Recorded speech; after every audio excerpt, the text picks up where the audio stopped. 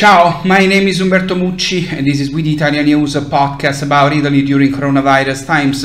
Today is Thursday, April 21, 2022. Today is the birthday of my city, Rome.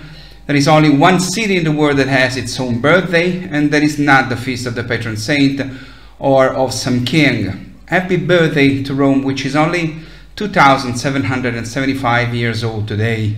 From the bottom of my heart, happy birthday to Rome, Caput Mundi. Dear friends, spring has arrived, and this year at Easter, Italians were able to celebrate more freely than in 2021 and especially in 2020. There is a feeling that the emergency is ending, but in reality the pandemic has not gone away. In the past week, admissions to intensive care units have dropped, but yesterday 200 Italians died from COVID, and there were 100,000 new positive cases. These are not small numbers. Maybe we're getting used to these numbers too, as bad as it is to say. COVID reinfection cases also continue to grow, mainly due to new variants of the virus. In the last week, the percentage of reinfections out of the total number of recorded infections is 4.4%. These cases affect in particular people with the first diagnosis of COVID notified more than 7 months ago. In addition, more women than men are reinfected, and more Italians in the 12-49 age group than people aged 50 and over. Moreover, that the virus has not decreased its circulation is shown by another surprising data. Researchers from the Lombardy region used a foolproof method to measure the circulation of the pandemic in Milan for almost 2 years, between March 2020 and November 2021.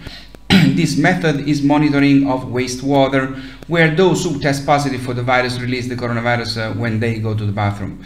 The amount of virus circulating in Milan, and thus presumably throughout Italy, in November of last year is higher than that of the terrible first wave in March 2020.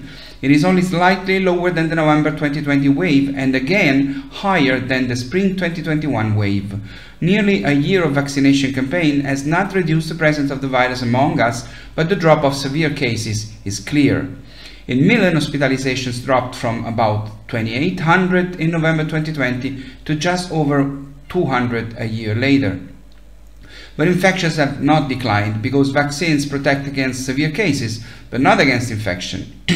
Asymptomatic positives who do not appear in any official statistics were and are evidently several more than we thought and think.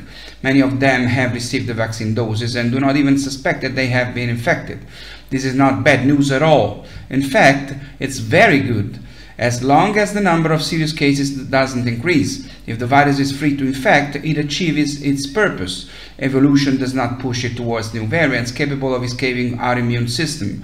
If anything, it pushes it towards more contagious but not aggressive forms, exactly what we have seen with Omicron. This does not mean that vaccinating is useless. If anything, the opposite. If there is much more virus circulating around us than we think, immunizing ourselves becomes even more important. And this means that the future that we see in the study is that of living with COVID-19, the coexistence, which is becoming endemic, that is present among us in a widespread form. That's what expected after the acute phase of a pandemic. But it also means that official indicators such as new daily positive cases become less reliable because they intercept reality less effectively. On the other hand, another study just released by the Italian National Statistics Agency regarding the period up to February 2022 states that when analyzing the deaths of those in the official COVID death statistics in Italy, 9 out of 10 certificates attribute the virus as the cause directly responsible for the death. In 1 out of 10 certificates, instead, the death is due to other causes, among which the most represented are diseases of the circulatory system and tumors. This means that in Italy 10% of official COVID deaths were not actually caused by the virus. Therefore, COVID would not have killed 161,000 Italians by February 2022, as the official numbers say, but 16,000 fewer.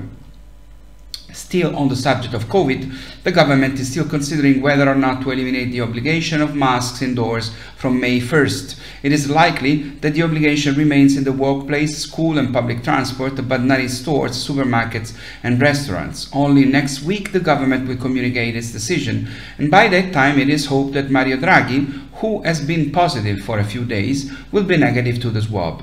Draghi is well, is asymptomatic, and continues to work from home in Umbria, carrying out his job but without meeting other people. Draghi could not go to Congo and Angola, where he was replaced by two of his ministers who signed an agreement to increase the supply of gas from the two African countries to Italy. In fact, our country continues to secure new billion cubic meters of gas while waiting for the stop to the import of Russian gas, which in Europe could happen next week. In fact, it seems that the European Union will decide after the second round of the French elections, which will be next Sunday, to avoid that the announcement before Sunday could push some French people to vote for the candidate who would like to agree with Putin instead of siding with Ukraine. In any case, Italy's Minister for Green Transition says Italy will be able to stop importing gas from Russia in 18 months, by the second half of next year, and that 2/3 of supplies will be replaced in a matter of weeks. Compared to all other European countries, we have the advantage of having 5 pipelines connecting us to the north, south and east. 2 more regasification plants are also on the way. Gas can be transported in the pipelines, but it also can be liquefied, transported in liquid form, and then transformed back into gas with the regasification plants. The United States have already decided to increase the export to Europe of this gas, of which they are producers. Italy has 3 regasification plants, and we will add another 2 that will be floating in the middle of the sea, because they should not remain forever, only for the period we need them.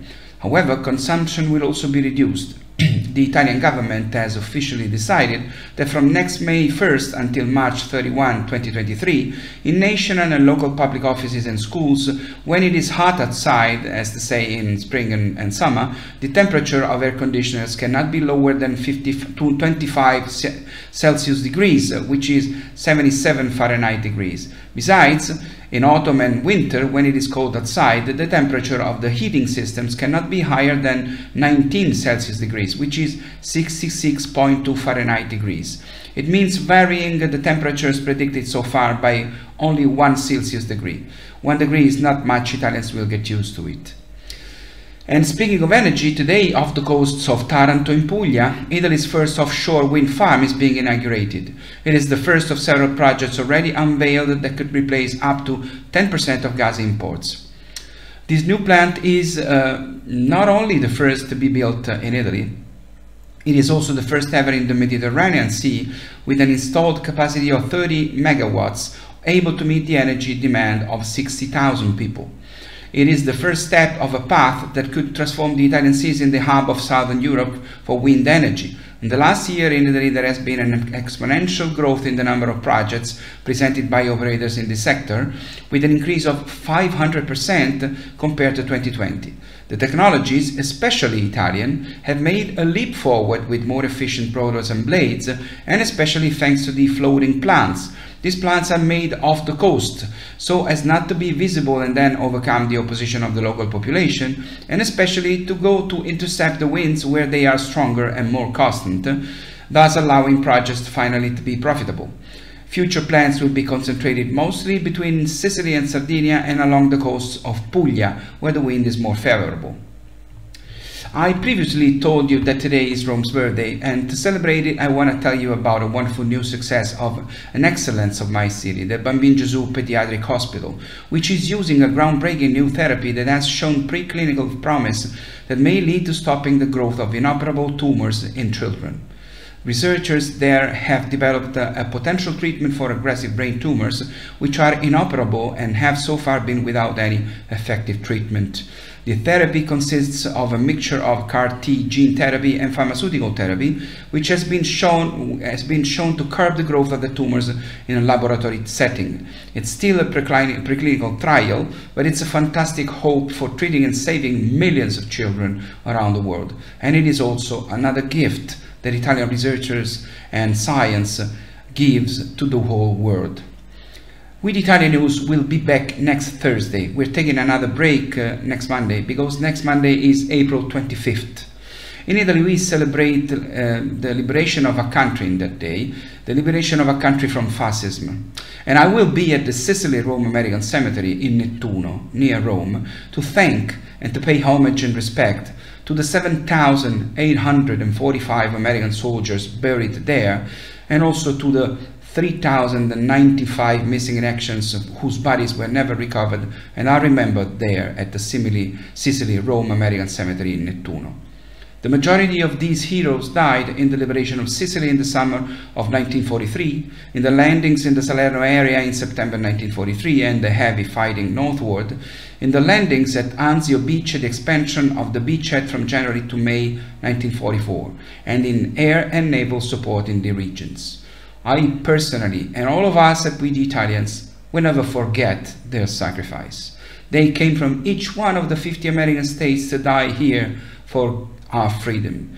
Some of them didn't even know where Italy was, but some of them, many of them, were in fact Italian Americans, and my and our enormous gratitude for all of them and for their fellow soldiers who liberated Italy and are buried in the other American cemetery will never expire, as well as our gratitude for those who were lucky enough to be back from home, like my 3 personal heroes who saved my father, Eddie Castaldo, Sal Di Marco, and Anthony Tiso. Without them, I would never have been born. Once again, 2 flags, 1 heart. Thanks very much for seeing and listening to this episode. Please stay safe, please take care. I'll see you next Thursday.